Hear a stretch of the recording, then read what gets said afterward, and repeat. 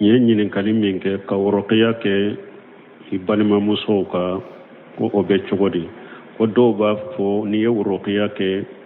jinna bɛ min na ni jinna bɔra la ko a bɛ don e yɛrɛ la ko o bɛ cogo di o ni e bɛ worokiya kɛ a k'a sɔrɔ limaniya b'i la alaɲɛsiranya b'i la ni hadamaden ye mumini ye alaɲɛsirabaga ɲuman ye ani fana i yɛrɛ tanga ni tangalifɛn ni jikiru minnu fɔra setane tɛ dɔ i la bɛɛ bɛ se ka worokiya kɛ n'a limaniya bɛ min na alaɲɛsiranya bɛ min na i bɛ kuranna don i b'a duwawu don mɔgɔ yɛrɛ bɛ se ka worokiya k'i yɛrɛ ka e yɛrɛ bɛ se ka kɛ awa i balimamusow ka kuma mana n'i ka jumara minw dɔw e yɛrɛ ka worokiya k'u ka yɛrɛ o de ka ɲi ka tɛmɛ wali cɛ ka k'u kan ni alaɲɛsira b'i la limaniya b'i la ala ko kuranna kɔnɔ innahu laysa sultanuhu ala allazina amanu wa ala وإنه ليس له سلطان على الذين آمنوا وعلى ربهم يتوكلون ala ko sirate setane bolo kata mɔgɔ ma mɔgɔ minnu ye mu'minu ye ani mɔgɔ minnu ye ka kow da ala kan innama sultanu ala alladhina yatawallawnahu walladhina hum bihi mushrikun sira bɛ setane bolo kata mɔgɔ de ma minnu bɛ bisi setane ma u bɛ setane kow la setane minɛnw b'u bolo sira bɛ setane bolo ka t'o tigi de ma ni minnu ye setane fara ala kan donc ni alaɲɛsiranya b'i la limaniya b'i la setane ma teli ka don i la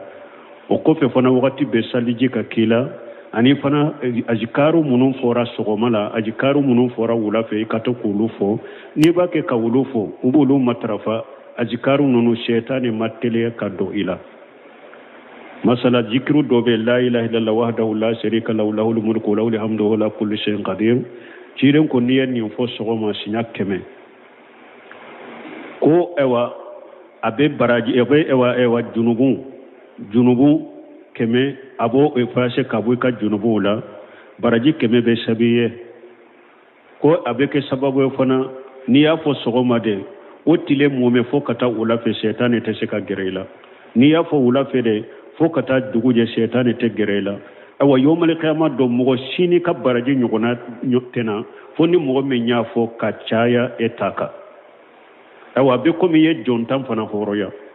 ni duwawu in kɛlɛ siɲɛ 100 sɔgɔma la ilaha illallah wahdahu la sharika lahu lahul mulku wa lahul hamdu wa huwa ala kulli shay'in qadir siɲɛ 100 sɔgɔma siɲɛ 100 wula fɛ a bɛ kɛ sababu ye setane tɛ dɔ i la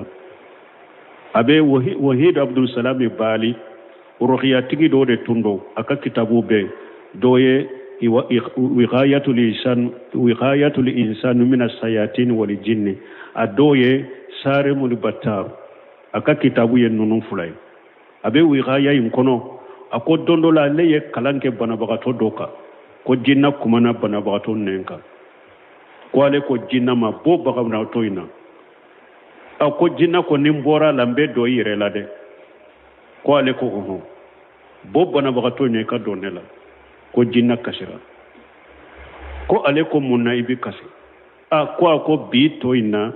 setane tɛ se ka don e la ko ale ko jinna in ma i ye tiɲɛ fɔ an ka nabi ɲuman a ye duwawu dɔ fɔ n ye ko n'i y'a fɔ siɲɛ 100 sɔgɔma fo ka taa wula fɛ setane tɛ se ka don e la a tɛ se ka gɛrɛ i la n'i y'a fɔ wula fɛ fana fo ka taa dugu jɛ setane tɛ se ka gɛrɛ i la ayiwa ne y'o duwawu in fɔ bi siɲɛ 100 sɔgɔma ye ala ka hakiliman d'a ma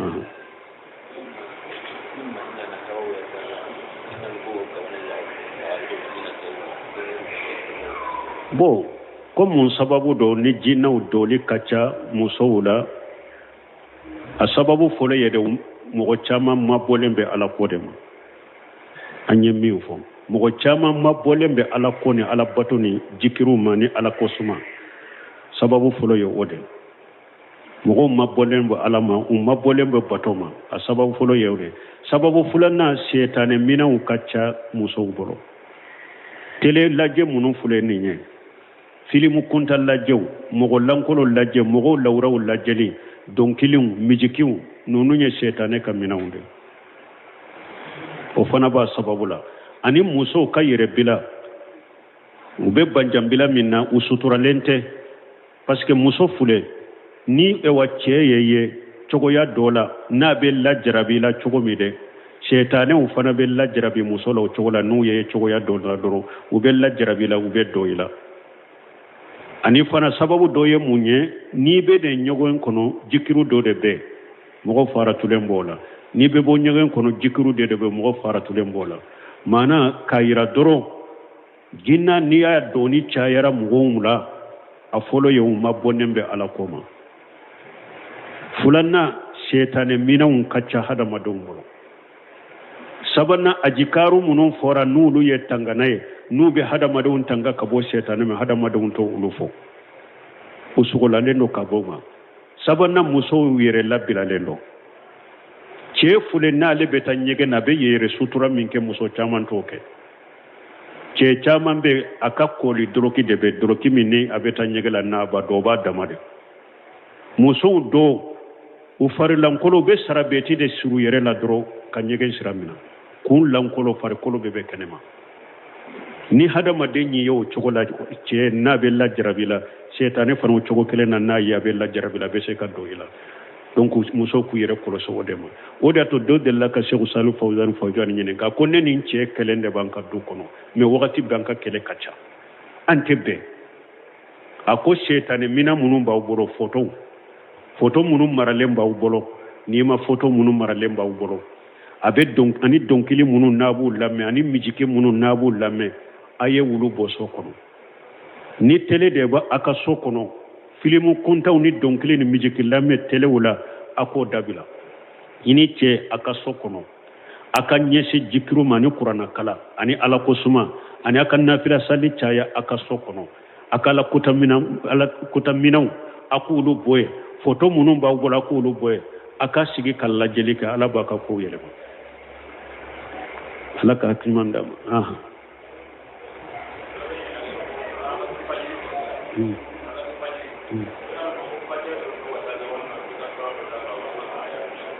ko arakatal fajiri yala faca dɔrɔn bi wasa ou bien i bɛ sura daka ou bien i bɛ aya daka faca dɔrɔn ti wasa doni kiba minnu ye faca dɔrɔn ko o bi wasa arakatal fajiri la u taara an ba aishatu ka hadisa dɔ de nɔfɛ ko an ba aishatu ko ciden tun bɛ arakatal fajiri salli ku nɔgɔya ku surunya ko fo ale b'a fɔ est ce que a ye faca kala a ye sura da faca ka ou ma sura da faca ko fo ale tun b'o miiri mɔgɔw bɛ jate mina nin de la ko i bɛ faca dɔrɔn de kala o tɛ kuma sahalen ye a kɛra arakatal fajiri a kɛra farida ye o a kɛra nafila o ni mɔgɔ min ye faca kala i danna o la i ma sura fara kan i ka salli ka kɛnɛ dɛ parce que faca de urukuni ye salli la sura min bɛ da faca kan ou bien aya min bɛ da faca kan sunna de don wajibi tɛ sunna de don a kɛra farida a kɛra nafila ye ni dara faca dɔrɔn na i ka salli bɛɛ la i ka salli ka kɛnɛ n'i ma sura da kan i ma aya da kan i ye sunna dɔ de to ye mais fɛn t'i ka salli la mais arakatal fajiri sunna dɔ faca ni sura ou bien i ka aya da kan salliw tɔ ni nafilaw tɔ la cogo min arakatal fajiri fana b'o cogo de la i bɛ faca kala de sura minnu bɛ da kan yɛrɛ ciden y'o dɔ fɔ qul ya ayyuhal kafirun a ko arakan fɔlɔ i bɛ n'i ye faca kala i bɛ nin da kan arakan filanan n'i ye faca kala qul huwallahu ahad i b'o da kan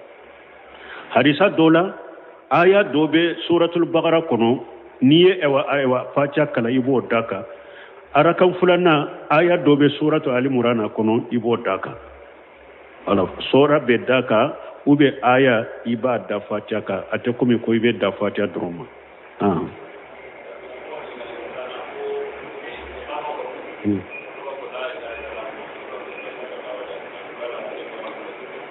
bon ko salli kɔrɔta kɔfɛ ko dɔw b'u kan kɔrɔta ko la ilaha illallah ko bɛ muhammadu rasul bɛ bɔ u bɛ to bɛɛ bon salli kɔrɔta fule dɔɔni kɛbaaw ka kuma fula bɛɛ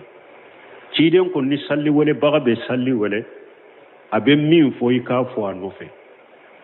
ni a tilala i ka salli ciden ka salati ibrahimiya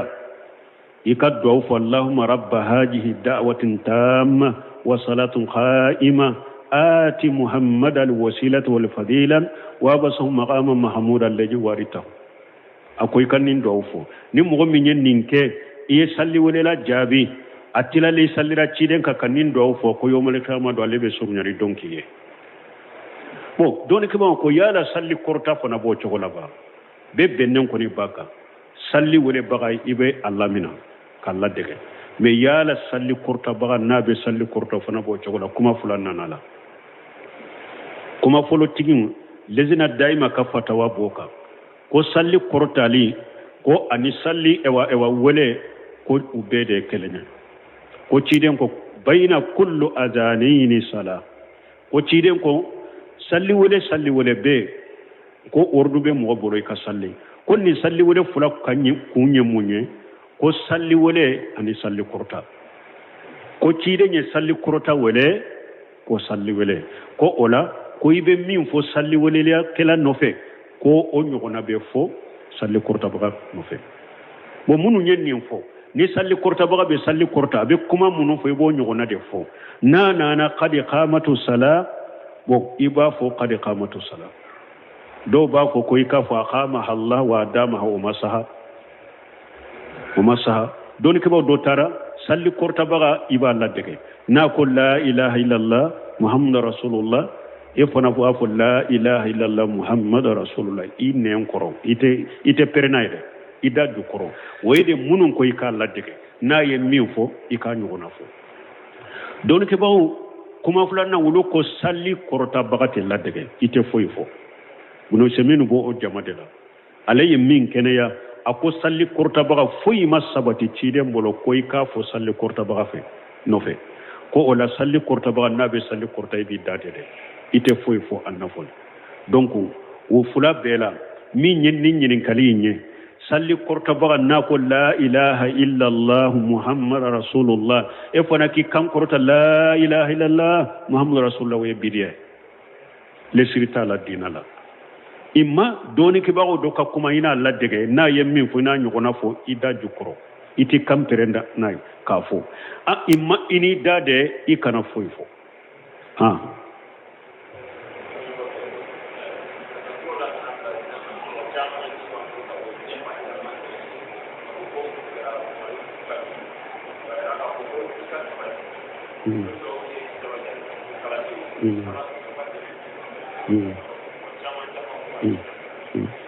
te woni nyamin fo ko mo chama ka vokalu nanu manu ka woleli ko min keranna ko yuya no se sitika ku be do kanye ku be min nyinin fe nka sabati ku be membe no fe wakati be ala ta ko fe nka sabati na mu cinyado o vokalu nana nyirema ado yere ka vokali te se ka dafa bolo kasi bolo ube kasi muso bala chewo bala ube kasi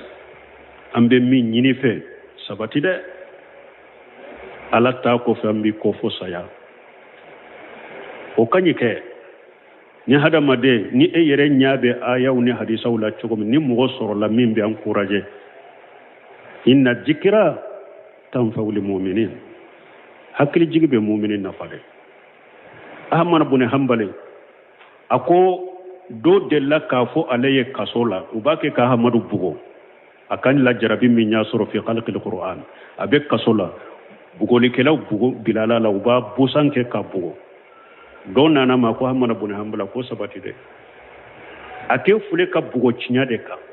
ne fule kasola mbake ka bugo ala soso de ka nye dolo de mi uyendo kasola ibembugo ne sabale mbi takoro ntakoro ne bake ka bugo ala soso de la e bake ka bugo cinya de ka isabati de ahamara ko kuma sima de aleka nin kuma bo ko isabati de donc ambe ala delu be ka do kanye alhamdulillah ambado demen bana ube demen ke fanaw depuis ci de on fana tilela ninde kero fengo fenyen na politiki bay ani fama baw uni ci de ma baraka nyon fengo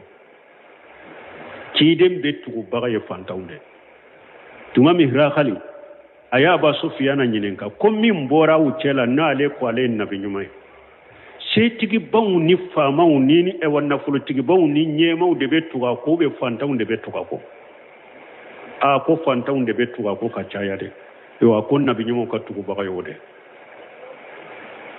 nabi nyuma do de nabi nyumo katugo baga yode fantaw nuhu kam goye mu foye anuminu laka watabaka al arjaluna ko nuhu fama ni nafolo tugu ye mun fo nuhu ko yala an ka tugu eko mo ma tugu ko ni mani ute ncinya qur'ana sunna la famu salafu salin mo be ciden ka dawa cugo ka eki ka jama kolosi na folo miriyali tigi ko asigilem fule illa marahim rabbi akelen kele umbede ko mi usmana nunun tumbe ciden tilala cugo me min be man na folo tigi min bannembe cinyama na folo fama min bannembe cinyama na te cinya tigi fa ta fe ka yenyana o de kacha otan de courage alhamdulillah wiye min fo anyere bode kene ka fana o ka mo munun be jamana en kono nin cinya kaduye mo munun be jamana kofe ala ta kofe o demembe katani ndina ciyama fana ko in kele ni sisanche bi don nana an kan misiri mi ewa groupe min tumbe groupe ma ama har korode batiri defo de yansoro anana ni groupe belebele ba kura bi awa komma ko sabati de misiri hakilina chaman bambolo kana misirina anti labila fo katansa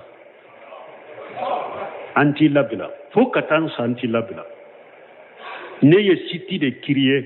i ka dersu in kama ni hari ni ka dersu kera na taradira matu tiguma be message re ci mundo abila kana akon na fam min bala ni akadi mogo ye chogo min wulude bado sabati de ambe min fuye sabati de fo katasa ya la ta ko fambi ko bi doye ngola akasito ako min kera nyame men ni donna dinga kono ka fo abora amba lame kana décourager de isabati de do dinga kono ka fo na bora achirama amba lame akasira anka kota la buro banimba nin dina la ba deme koy nin tan du suku nyira yira nin tawu sira nin tawu njoro nin ta to ko ka dala ka be yelema ambe ko koni ke bil hikma wal mawjatil hasana ko mi sarafu yake chokomi me ko se tigi de bena tika nendo nena ko ne ki ka kuma ufo ni ya ne gena misiro ko wero to odronde do nko wiye ko mara saude ye ne te kuma na kan nenye ne be kuma de mimbe qur'ana kono alquran wa sunna ala fahmu salafu salih na tigi dara se tigi binya lame na ma dia se tigi minge nti sagofo uye wa doni ke ba be yelemo chokodela ni be na kutuba kala ulu de be ka kuma do da na kutuba kala ka kuma ninka ni be na wajuli ke ulu ko wori tigu ate fuido dinara pour atado dinala ale de be kuma do edda ko nan ninfo ni be soma munna ante soma fo katansa ni be sira minne nya fuye fana de ko ni be minfo mbe sira minne ayata yira doni ke bawo ka segeso aye min fate qur'ana kuna te sunna kono salafu suma fanye mbe sira ninye mbe sira nin ko ni koro aye min fate qur'ana kono ate sunna kono salafu ma delika nin fanye mbe sira ninye wallahi ninyo do fana mba nyini ala fa kin sage ka boka tiliyala me ni wotewa ko ibi ka dementi genela ube ebi ka ewa negge ka boy ka misirila ibe nge ka bo misirila me jiya to itaya hari misiri nyere yaki yere de taya alanya saranya baliya itateo alanya saranya baliya de ya to doro yaki tay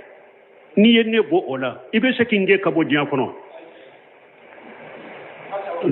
donc amma ko be jama be ka dawla ala ta ko fe amma ko bu ka demela ambe ka fara nyogon kan kan ni sunna deme ka qur'ana deme ne ka demelite de alquran wa sunna ala famu sarafu salih na be diya yoro yara yo de deme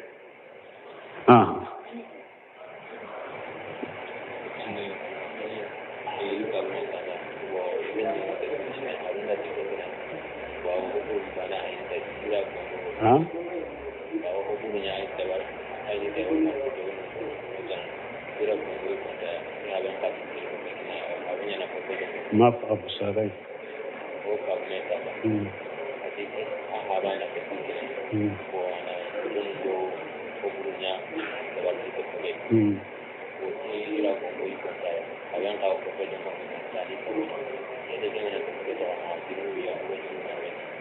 bon ni nyen kalim minke ko ale kam muso ko afaye telefonisa muso faye telefonisa ka di ale kam muso ma ko muso be filimu kunta in ko jugu de lajɛ telefoni kɔnɔ ko fa fana de be profe songo dama ka profe ta ko min kada ye aka kɛ ko yala ale be junubu sɔrɔ wa i be junubu sɔrɔ kɛ an be a fɔ fa ye fɔlɔ n'a y'a sɔrɔ tiɲɛ don fa muso in fa sira ala ɲɛ ni denmuso furula cɛ ma cɛ ka hakɛ b'a kan ka tɛmɛ e kan sɛbsira buntɛmɛ ye nin fɔ ka delila caman fɔ a la kuranna ni sunna la ni muso kɔni furula cɛ ma a ka cɛ ka hakɛ b'a kan ka tɛmɛ e fa kan a ka cɛ ka hakɛ bɛ e fa ka hakɛ ɲɛ ciden ko ni ɲamariya tun dira ale ma a ka mɔgɔ ɲama ale ka mɔgɔ ɲamara i ka sujudu bi mɔgɔ ye ko ale tun bɛ muso ɲamara ka sujudu b'a cɛ de cɛ ka hakɛ min b'a kan sɛbsira buntɛmɛ ko ni hadisa y'a yira cɛ ka hakɛ ka bɔ a muso ka tɛmɛ fa kan ciden m'a fɔ ko a tun b'a ɲamara ka sujudu b'a fa ye o awa fa i sira ala ɲɛ bɔ i ka denmuso na a cɛ bɔ u cɛ i bɛ min kɛ fɔlɔ i denmuso i bɛ porofesɔngɔ min d'a ma fɔlɔ n'a bɛ ala sɔsɔ de lajɛ n'a ye i k'a dɔn yɔrɔmalikama dɔn i fɔle ka wari min d'a ma n'a b'a dɔn porofe la ka jurumu lajɛ n'a ye kiyama la b'i ɲininka la fɔlɔ i ye nafolo min d'a ma n'a b'a kɛ haramu lajɛ n'a ye kiyama o ɲininkali b'i ɲɛ lahara fɔlɔ i ka jaabu labɛn o ɲɛ filanan i denmuso b'a kɛ k'ala sɔsɔ lajɛ telefoni in kɔnɔ a bɛ junubu sɔrɔ o ɲɔgɔnna bɛ da i kan e fa parce que e de y'a bila la i sira ala ɲɛ ka ni kun dɔ ninnu kɔrɔ dɛ bɔ i denmuso ni a cɛ awa muso fana i fana ka sira ala ɲɛ dɛ la taata li makhluqin fi ma shati li khaliqi ni e fa ye hari telefoni sa ka di ma ka forfait di ma ko min ka di i ka lajɛ i sira ala ɲɛ dɛ i ka dɔn i bɛ min lajɛ ciden ko la taata li makhluqin fi ma shati li khaliqi ko mɔgɔ tɛ danfɛn bato danmasa kutali la dɛ ko fa de yin bila la mɔgɔ tɛ danfɛn bato danmasa kutali la dɛ kan'i fa tugu i fa ko k'i fa bato ngalon kan junubu kan yaada kan ala sɔsɔ kan dɛ i b'a kɛ ka kunko de lasi fa ma i t'o de dɔn parce que i bɛ junubu kan ɲɔgɔnna bɛ da i fa kan i b'a kɛ ka kunko lasi fa ma e muso fana ka sira ala ɲɛ i k'i ka cɛ hakɛ kɔlɔsi i cɛ i ɲamara ni min ye o de kɛ a y'i fatanya ka bɛ na o de to ye i sira ala ɲɛ ayiwa cɛ ɲininkali b'i kan kullukum ra'i wa kullukum mas'ulun an ra'iyatihi wa rajulun ra'i fi ahli baytihi wa mas'ulun an ra'iyatihi ciden ka bɛ gɛnnɛkɛla bɛɛ bɛ ɲininka i ka gɛnnɛkɛ fɛn ma e cɛ fana i ka du kɔnɔ i ka muso i denw i ye gɛnnɛkɛla de ala b'i ɲininka kunko b'i kan dɛ i b'i ka muso balala cogo min a balala fa de y'a d'a ma mɛ a b'e de ka mara la o fɔ a ye i fa de y'a d'i ma a ye porofesɔngɔ d'i ma mɛ i bɛ ne de ka mara la tɛ lajɛ a balala kana ala sɔsɔ ni ala kuta lajɛ telefoni la i ka so kɔnɔ n'i faratula o la i m'i ka seko kɛ o la ayiwa yɔrɔmalikama dɔ ɲininkali b'i kan bon ni e kɔni ye seko bɛɛ kɛ i dɛsɛra a la pewu ayiwa fatakula masasatum mɛ i ka seko bɛɛ kɛ dɛ ka se i dan ma ala de b'i dan dɔn i seko bɛɛ ka kɛ i ka se i dan ma donc n'i y'a bila n'i y'a to yen ko parce que fa de y'a d'a ma e m'a d'a ma fa de bɛ porofesɔngɔ d'a ma e tɛ porofesɔngɔ d'a ma ayi o t'i bɔ dɛ n'a b'a kɛ i ka so kɔnɔ a b'i ka mara la junubu b'i la fo i ka bala la de subhanakallahumma rabbana bihamdika ashhadu an la ilaha illa anta astaghfiruka wa atubu ilayk n ye ɲininkali min kɛ ka wɔrɔkɛya kɛ i balimamusow ka ko o bɛ cogo di ko dɔw b'a fɔ n'i ye wɔrɔkɛya kɛ jinna bɛ min na ni jinna bɔra la ko a bɛ don e yɛrɛ la k'o bɛ cogo di o ni e bɛ wɔrɔkɛya kɛ a k'a sɔrɔ limaniya b'i la alaɲɛsiranya b'i la ni hadamaden ye mumini ye alaɲɛsirabaga ɲuman ye ani fana i yɛrɛ tanga ni tangalifɛn ni jikiru minnu fɔra setane tɛ dɔ i la bɛɛ bɛ se ka wɔrɔkɛya kɛ n'a limaniya bɛ min na alaɲɛsiranya bɛ min na i bɛ kuranna dɔn i b'a duwawu dɔn mɔgɔ yɛrɛ bɛ se ka wɔrɔkɛya k'i yɛrɛ ka e yɛrɛ bɛ se ka kɛ ayiwa i balimamusow ka kuma mana n'i ka jumara minw dɔn e yɛrɛ ka wɔrɔkɛya k'u kan yɛrɛ o de ka ɲi ka tɛmɛ wali cɛ ka k'u kan ni ala ye sira b'i la limaniya b'i la ala ko kuranna kɔnɔ innahu laysa sultanuhu ala allazina amanu wa ala wa innahu laysa lahu sultanu ala allazina amanu wa ala rabbihim yatawakkaluna ala ko sirate shetane bolo kata mogo munu nye mu'minu ye ani mogo munu nye ka koda alaka innama sultanu ala alladhina yatawallawnahu walladhina hum bihi mushrikun sirabe shetane bolo kata mogo de ma munu be bisi shetane ma ube shetane koula shetane mina umbu bolo sirabe shetane bolo kato tigide ma ni munu nye shetane fara alaka donc ni alanya siranya bila limaniya bila shetane mateli kado ila o kofe fana wakati be saliji ka kila ani fana ajikaru munun fora sogomala ajikaru munun fora wulafe kato kulufo ni bake ka wulufo ubulu matrafa ajikaru nunu shetane mateli kado ila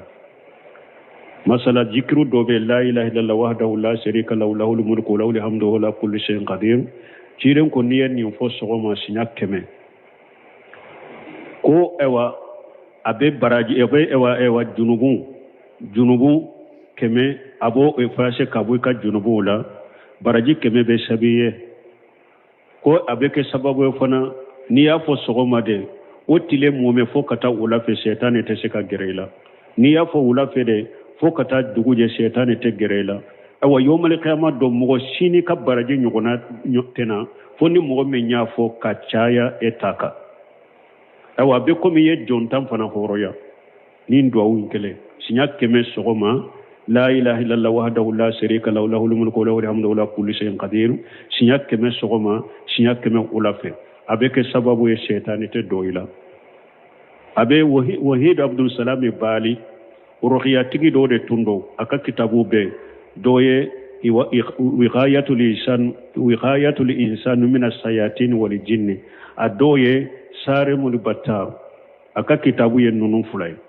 abe wiqaya yin kono ako dondola leye kalanke banabagato doka ko jinna kumana banabagato nenka ko ale ko jinna ma bo bagawna toyna ako jinna ko nimbora lambe do yire la de ko ale ko oho bo banabagato ne ka donela ko jinna kasira ko ale ko munna ibi kasi ko bi toyna shetane te seka do ela ko ale ko jinna ma ye chinyafo an kan nabi nyuma aye do fanyo ko ni ya fo sinya keme sogoma